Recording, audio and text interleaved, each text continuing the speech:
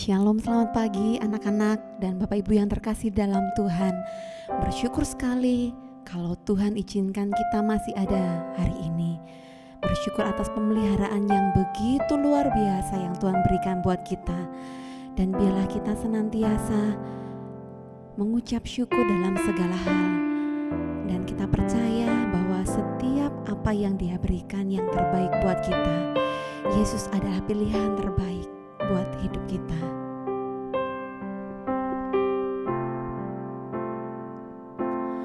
Bila ku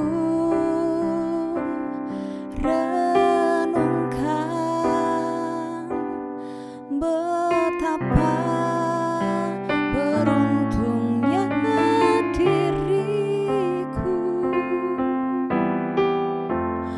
ku dapat mengenalmu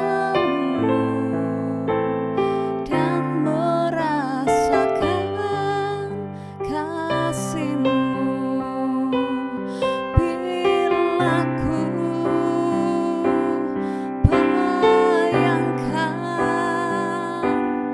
mengapa Kau menyelamatkanku, ku bersyukur selalu Kau ada dalam hidupku. Walau saat ini dunia tak mengerti mengapa diriku mengasihimu, suatu saat nanti pasti kan terbukti Kau pilihan terbaikku.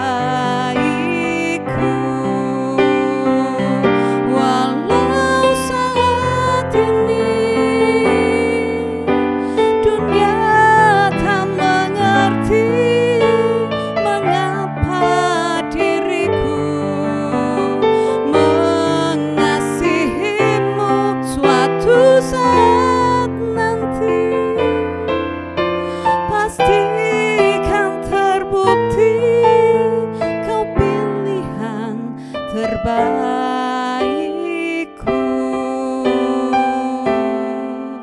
Kau pilihan terbaikku.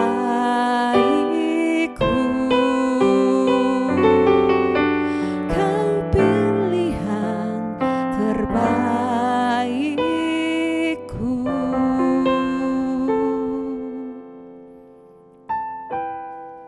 Walau dunia Tuhan mungkin mengecam hidup kami Tuhan, tapi kami tahu Tuhan, kami bangga punya Allah yang besar seperti Engkau.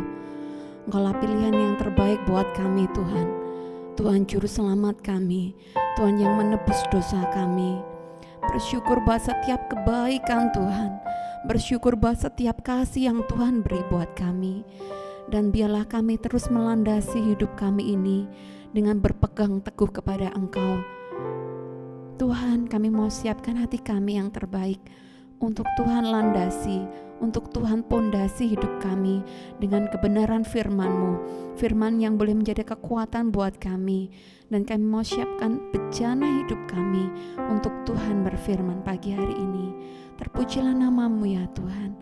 Di dalam nama Tuhan Yesus Kristus kami berdoa dan bersyukur. Amin. Selamat pagi Bapak Ibu dan anak-anak yang terkasih. Hari ini kita akan belajar dari kitab Kejadian pasal 37 ayat 28. Dan nanti akan disambung kitab Kejadian pasal 39 ayat yang kedua. Demikian sabda firman Tuhan. Ketika ada saudagar Midian lewat, Yusuf diangkat ke atas dari dalam sumur itu, kemudian dijual kepada orang Ismail itu dengan harga 20 sikam perak. Lalu Yusuf dibawa mereka ke Mesir. Tetapi Tuhan menyertai Yusuf sehingga ia menjadi seorang yang selalu berhasil dalam pekerjaannya. Maka tinggallah ia di rumah tuannya orang Mesir itu.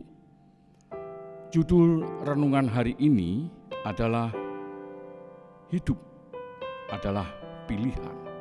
Hidup adalah pilihan. Bapak, Ibu, dan anak yang terkasih, ada satu cerita seorang wanita dalam konferensi mahasiswa di sebuah universitas yang terkenal memperkenalkan dirinya bahwa ia lahir sebagai anak haram. Ibunya diperkosa seorang pria tak bertanggung jawab sehingga ia terlahir ke dunia. Kemiskinan memaksanya bekerja bersama ibunya sebagai buruh kasar di perkebunan kapas. Ia begitu kecewa, membenci keadaan kepada Tuhan.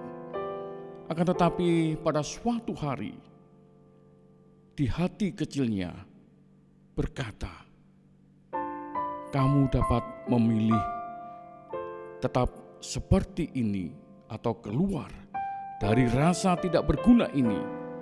Pilihan adalah di tanganmu. Dan singkat cerita, ia mulai giat bekerja, membiayai kehidupan, dan bersekolah sampai ke perguruan tinggi. Bapak, Ibu, dan anak-anak yang terkasih, dia adalah A.C. Taylor Morton yang pernah menjabat sebagai Menteri Keuangan Amerika Serikat di tahun 1977 sampai 1981. Hidup adalah pilihan. Sekali lagi, hidup adalah pilihan. Menghadapi masa-masa kesulitan, kita dapat memilih berjuang atau terpuruk, atau bangkit, atau terperosok. Di dalam Alkitab Amsal pasal 24 ayat 10 dikatakan, jika engkau tawar hati pada masa kesesaan, kecillah kekuatanmu. Dari nats ini kita boleh belajar apa yang dilakukan Yusuf pada kitab Kejadian. Ia bangkit dan berjuang, itu adalah pilihan Yusuf. Dihadapkan pada situasi yang bertolak belakang dari mimpi-mimpinya, Yusuf tidak menyerah, melainkan mengerjakan bagian pekerjaannya dengan sungguh-sungguh. Yang diyakini Yusuf adalah masa kininya, masa lalu sebagai budak, belum tentu menentukan masa depannya kelak. Dan terbukti pada akhirnya Allah mengangkatnya naik menjadi penguasa atas tanah Mesir karena hikmat yang diberikan Tuhan kepadanya.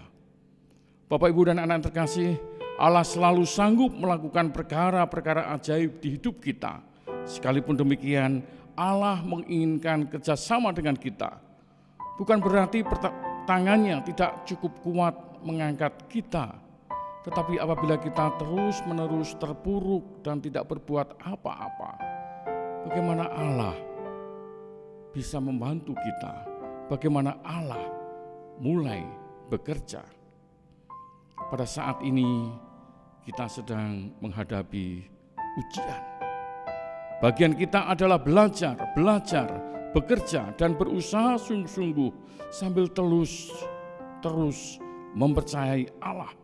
Dan selanjutnya kita bisa melihat bagaimana Allah bekerja dengan sempurna dan akan dinyatakan di hidupan kita. Seperti yang difirmankan Tuhan dalam surat Roma pasal 8 ayat ke-28. Kita tahu sekarang bahwa Allah turut bekerja dalam segala sesuatu untuk mendatangkan kebaikan bagi mereka yang mengasihi Dia, yaitu bagi mereka yang terpanggil sesuai dengan rencana Allah. Hidup adalah pilihan. Ketika kalian menghadapi ujian, maka pilihan kita belajar, berdoa dengan giat, dan Allah akan menyempurnakan. Selamat mengikuti ujian dengan jujur, dengan bertanggung jawab. Dan kita yakin jika Allah campur tangan, maka Allah akan memberikan yang terbaik bagi kita. Tuhan Yesus memberkati. Amin. Sama-sama kita akan tutup dalam doa. Bapa di dalam surga, sungguh kami bersyukur kami boleh mendengarkan sebagian dari sabda firman-Mu dan mengingatkan kepada kami, hidup adalah pilihan. Dan kami percaya dan yakin, jika Engkau ada dan campur tangan dalam kehidupan kami, maka Engkau akan memberikan yang terbaik. Seperti pada saat-saat ujian ini, ketika bagian kami belajar, dan kami bertanggung jawab, maka Allah akan melengkapi dengan sempurna dan memberikan yang terbaik bagi kita semua. Apabila di dalam kami bersama-sama mengikuti doa pagi ini, banyak hal yang tidak Engkau berkenan, kami mohon ampun. Dalam nama Tuhan kami, Yesus Kristus, kami telah berdoa. Amin. Selamat mengikuti ujian. Tuhan Yesus memberkati. Amin.